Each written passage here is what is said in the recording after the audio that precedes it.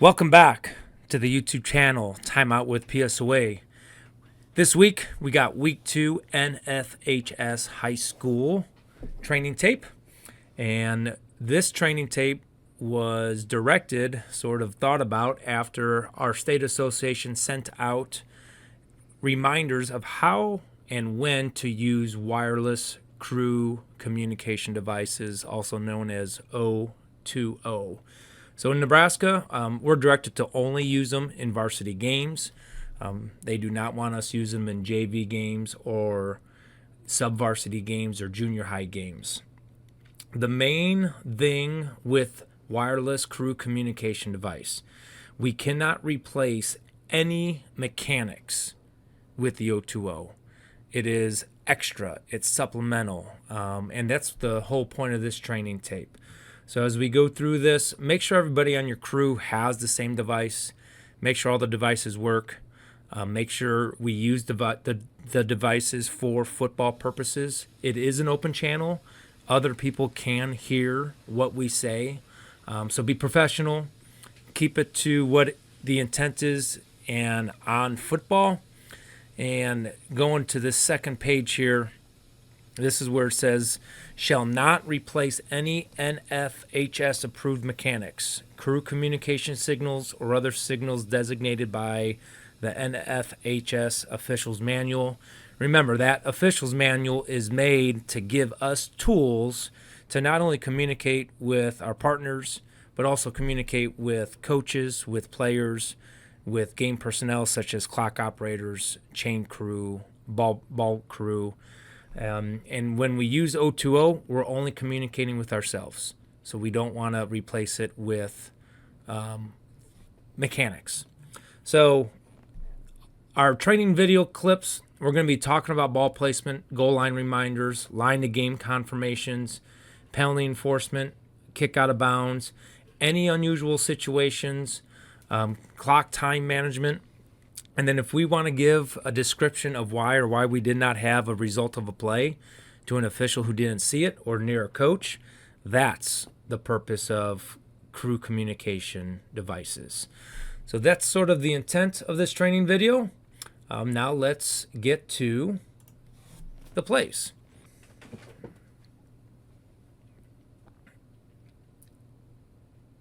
We have a long run down the sideline. All right, clock management. Is it inbounds? Is it out of bounds? You see the referee is coming up, umpire's coming up, the chain crew is holding as they're trained to do until either the H waves them down or the referee signals first down. So now we're going to get on the O2O and say inbounds, clock will start on the ready for play. If you don't have an O2O, and a mechanic that's not in the mechanics manual, you want to put the ball clearly inbounds if the run ended inbounds, or put the ball down clearly out of bounds if the ball carrier was out of bounds when it became dead. And then with two hands, either go forward or palms away from you, go backwards to indicate in or out of bounds. O2O makes it a lot easier to let the crew know and the referee know, because he doesn't have to see through the players or over the players. He hears it in his ear.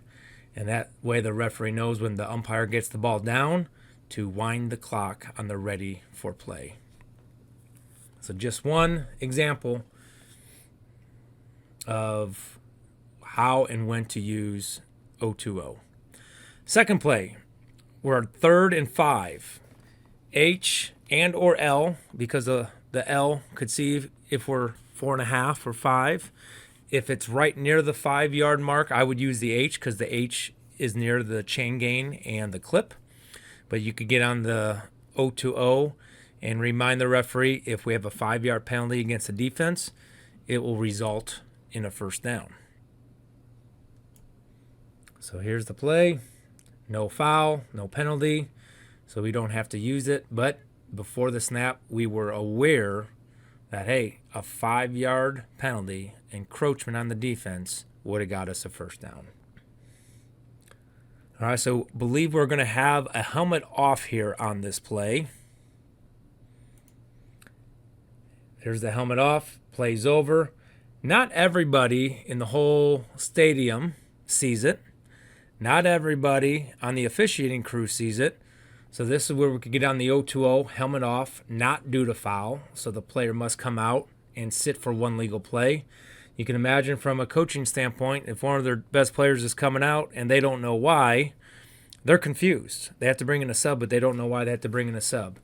With the O2O, this official who nearest the coach could go to that coach and let him know, hey, coach, number 26 has to come out. Helmet came off. It wasn't due to a foul. Now we prevent confusion, which then we prevent frustration. All right, so there's our signal. Stop the clock. Officials timeout. But O2O gives the coach the reason why. Clip number 4, reminder of scrimmage officials when we're snapping inside the 10 to get ahead of the ball at the snap.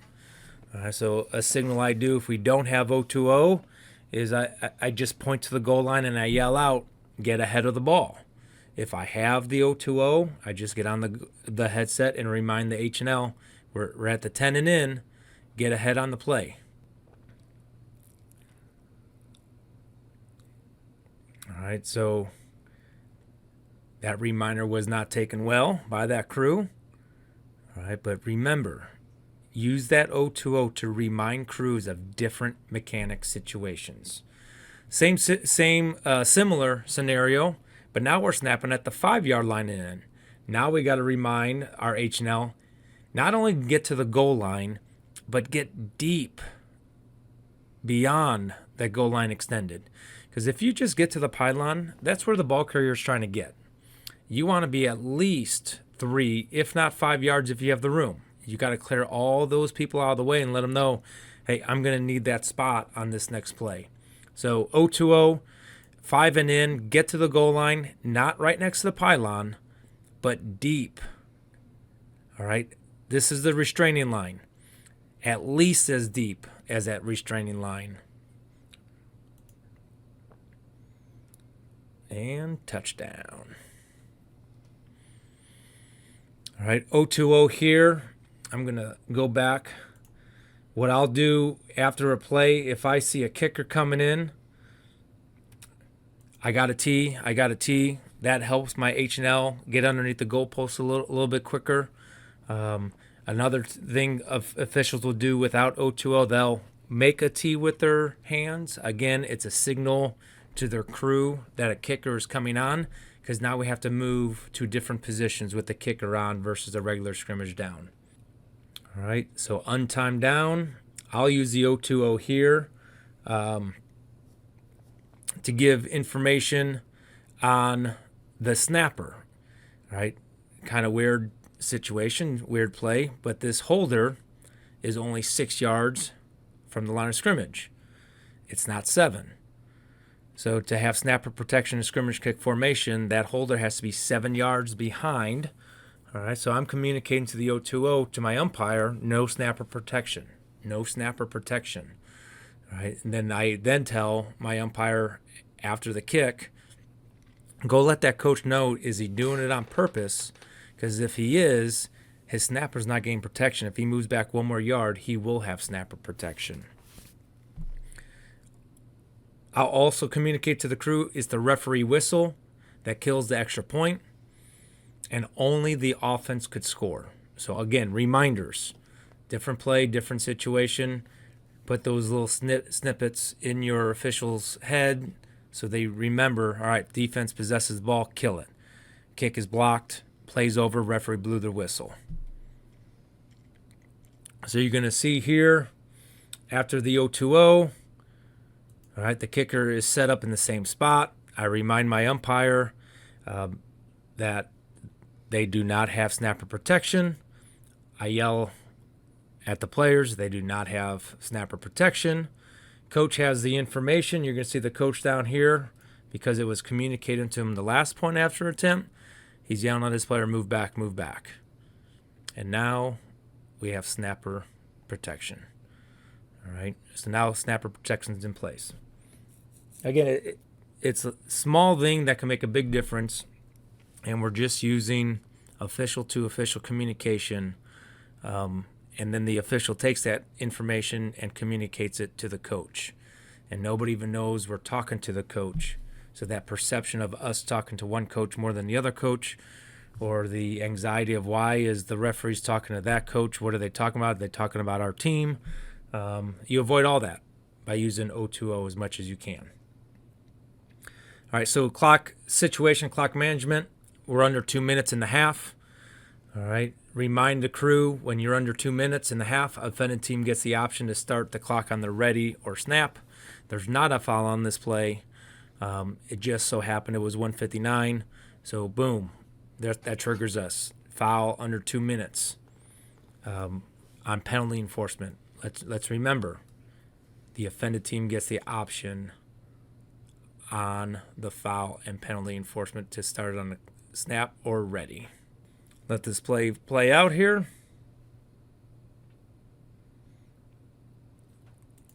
All right. So we have 2 receivers going up for the ball, 2 receivers going down to the ground for the ball, 2 receivers rolling down on the ground for the ball, and then the officials come up with the result of the play of an interception. Oh, we'll get back there. Get back to the end of the play for an interception. So the coach on the near sideline has a pretty good look of what happened. Officials have a great look at what happened. They were in the best position. The coach farthest away, the officials nearest that coach to try to de-escalate, have no idea what happened on that play. All right, so now after the dust settles, originally, the calling officials could get onto O2O and say the ruling on the field was the defense controlled the ball before the process of the catch was complete from the other player. We do not have a simultaneous catch. We have an interception. Because you can imagine the team that threw the ball, they wanted the simultaneous catch rule, which would give the offense the ball. Officials do not have that ruling and judgment. They have the defense controlling the ball at the end of the process of the catch. And we could get that information to the coach, whether he likes or dislikes the information. It gives him something to process, and he won't continue yelling at officials and being on the field because he got the information. All right, again, the best way to do that is official to official communication across the field.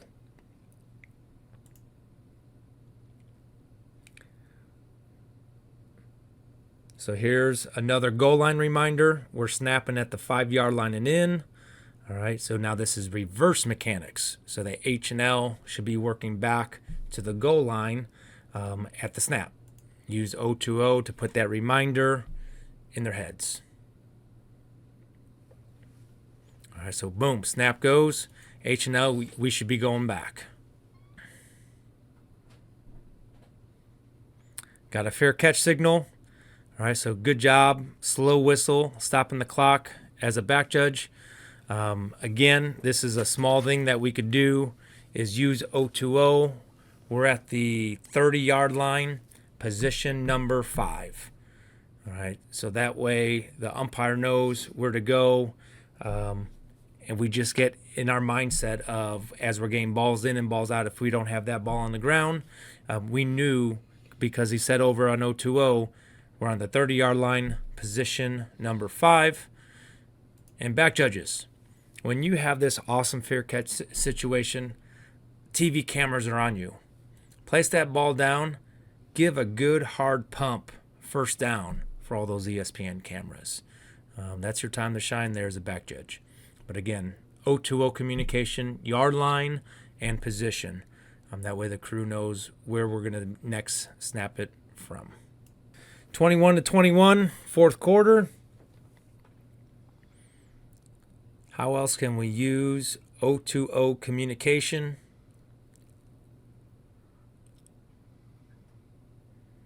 All right, we got a tackle inbounds.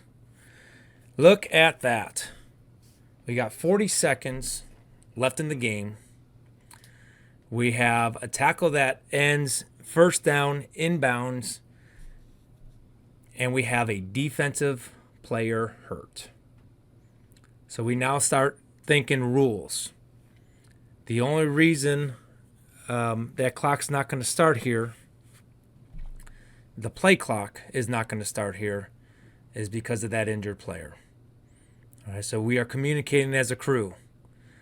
All right, 40-second play clock, defensive injury, 40 seconds left in the game. They are now at the 2 or 3 yard line. We got to get information to that coach on defense. Coach, they are going to set the play clock to 40 seconds. We're going to start on the ready for play. Do you want to take a timeout? Or do you want to start it ready for play with 40 seconds left? And the coach did wind up taking a timeout. And he says, thank you for letting us know the clock situation there.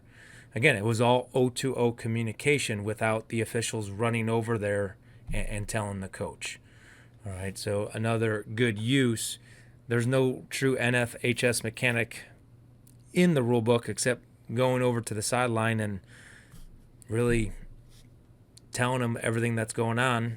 Or if you have O2O, the nearest official could give him the information and he could make the ultimate decision of calling the timeout.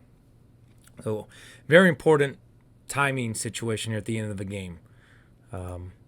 Coach does call timeout. They do wind up scoring, and there was 29 seconds left in the game after they did score. So they had 29 seconds to attempt to score a game-tying touchdown, which in this game, they did make it to the end zone. It was just an interception that ended it. So who knows how the game would have ended if that crew communication did not happen with the coach. That takes us back to our first play of the training tape again.